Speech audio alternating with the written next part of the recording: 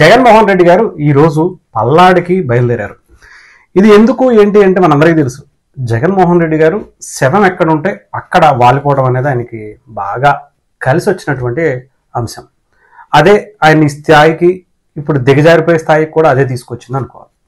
ఇకపోతే ఇప్పుడు last year జూన్లో జరిగినటువంటి ఒక అతను సూసైడ్ చేసుకున్న దానికి ఇప్పుడు పరామర్శించడానికి వెళ్ళారు. ఎందుకు అంటే ఇప్పటిదాకా దీన్ని ఏ రకంగా రాజకీయంగా యూజ్ చేసుకోవచ్చు అనేది జగన్మోహన్ రెడ్డి గారికి ఒక క్లారిటీ రాల.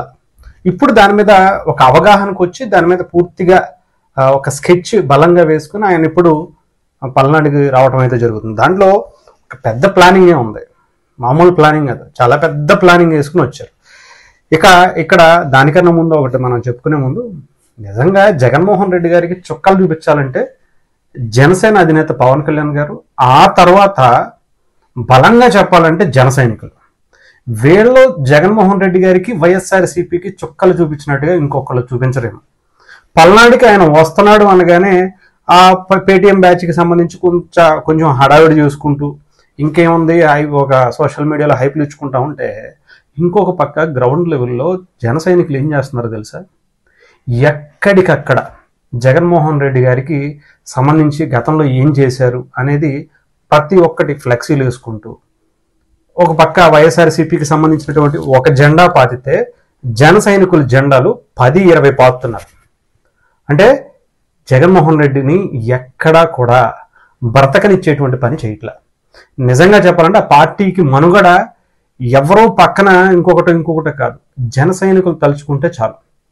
జగన్మోహన్ రెడ్డి అనే వ్యక్తి ఆ పార్టీ ఇంకెక్కడా కనిపించలేకుండా, నామరూపాలు లేకుండా చేసేటువంటి కార్యక్రమం జనసేన చాలా బలంగా చేయగలుగుతుంది అనేది కనిపిస్తుంది.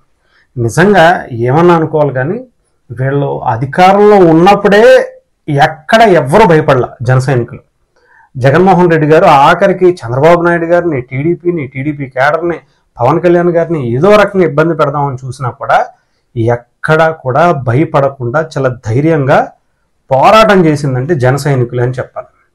అంటే మిగతా పార్టీలకి జన సైనికులకి ఉన్న తేడా ఏంటంటే వీళ్ళు నిస్వార్థంగా పనిచేస్తారు.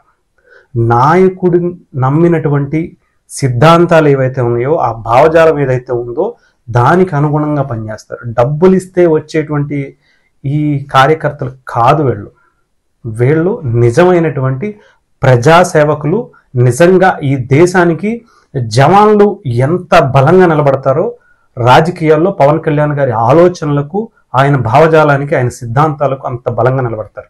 అందుకే వీళ్ళకి భయం అన్నా ఇంకొకటి అన్నా పెద్దగా ఎక్కదు, అంత బలంగా నిలబడతారు. ఇకపోతే నిజంగా ఈరోజు ఆయన సత్తెనపల్లి ఆ చుట్టుపక్కల ఉన్నటువంటి గ్రామాలకి సంబంధించినటువంటి తిరుగుతున్నాడు జగన్మోహన్ రెడ్డి గారు. దానికి పోలీసులు పర్మిషన్ కూడా ఇవ్వకపోగా ఒక 100 మందితోనే రావాలి, అంతకుమించి వస్తే అక్కడ సరిపోదు అని చెప్పడం కూడా జరిగింది. అంటే ప్రతిదాన్ని కూడా ఏదో రకంగా జగన్మోహన్ రెడ్డి గారు యూజ్ చేసుకోవాలనే చూస్తాడు.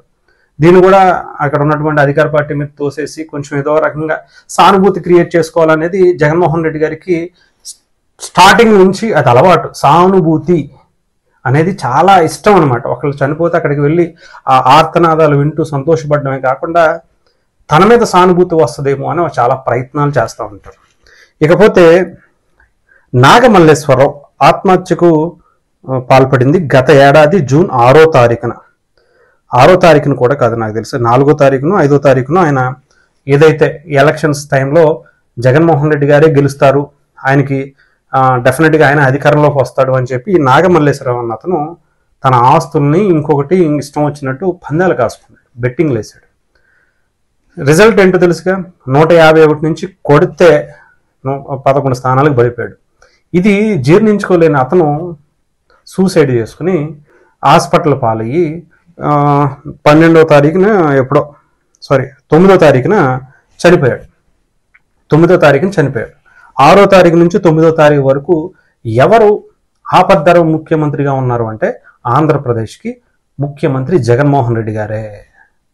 అంటే ఆయన ఇంకా కూటమి ప్రభుత్వం గెలిచిన తర్వాత వార్త వచ్చిన తర్వాత ఇతను ఉన్న ఆస్తులన్నీ పోయాయి, మనం ఏం చేయాలో తెలియదు, మనం తలెత్తుకోలేకపోతున్నాం అని సూసైడ్ చేసుకున్నాడు.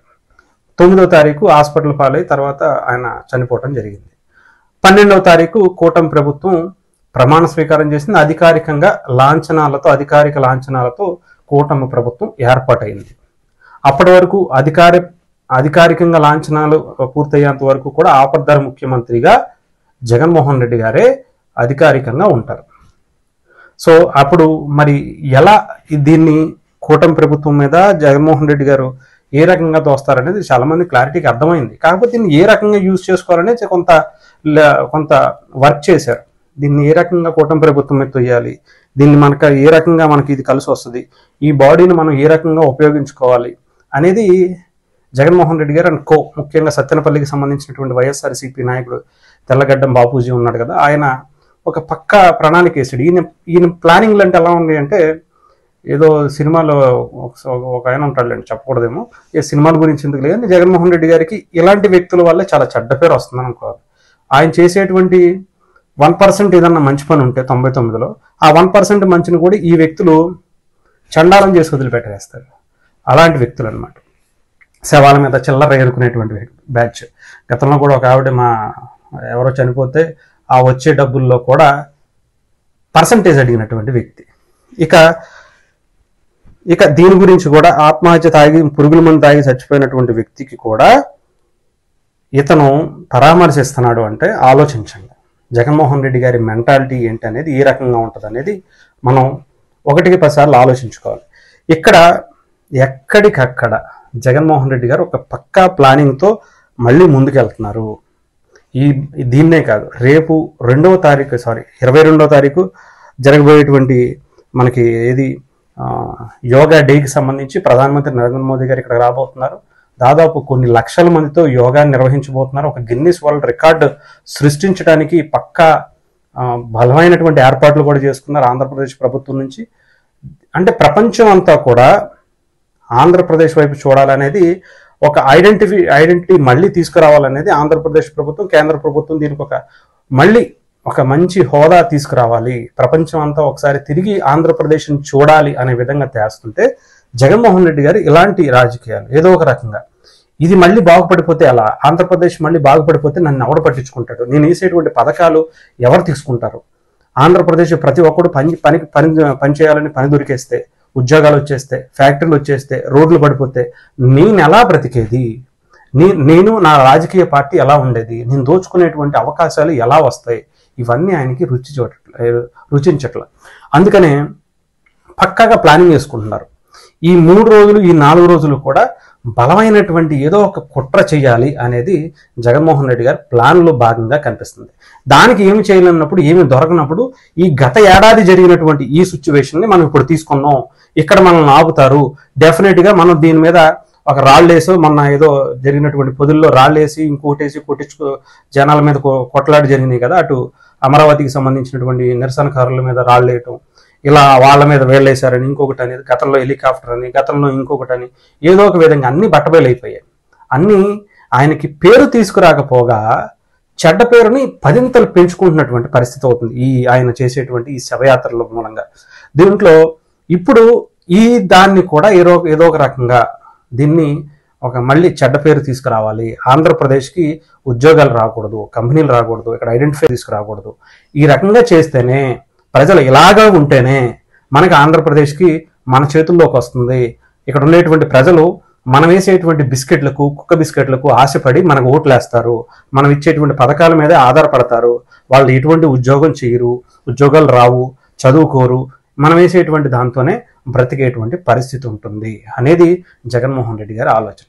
సో దీన్ని బాగా యూజ్ చేసుకోవాలి. అందుకనే పేరు ఏ రకంగా కూడా ఏదో ఒక రకంగా దీన్ని ఆపాలి అనేది జగన్మోహన్ రెడ్డి గారు వేసుకున్నటువంటి ప్లాన్గా అయితే కనిపిస్తుంది.